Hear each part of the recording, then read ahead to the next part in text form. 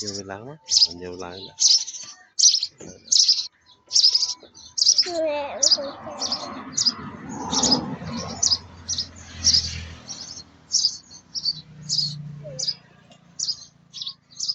Muối con cha đã bụng muối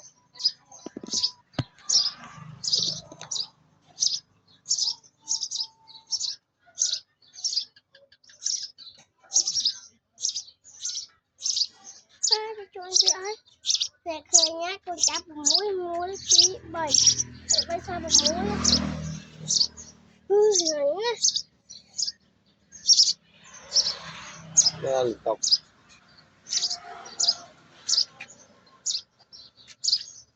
cho tìm muối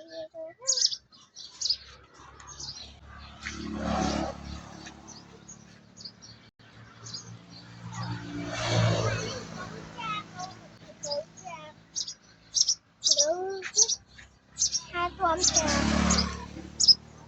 Cha chăm nha mày kìa. nhưng mà đã có được bài đã hay từ ngày muôn còn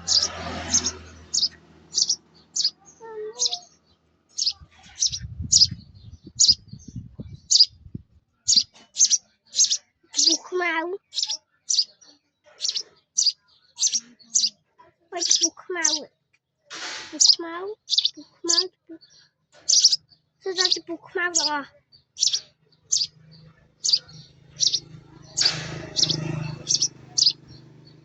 phải buộc máu luôn mà chừng à nó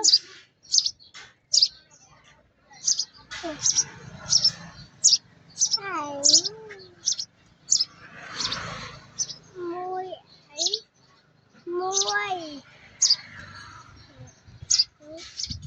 cho hửi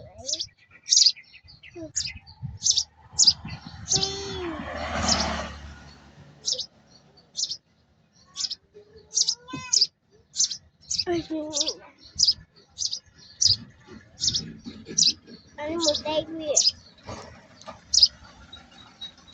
một giống thế ấy mà là tay gội này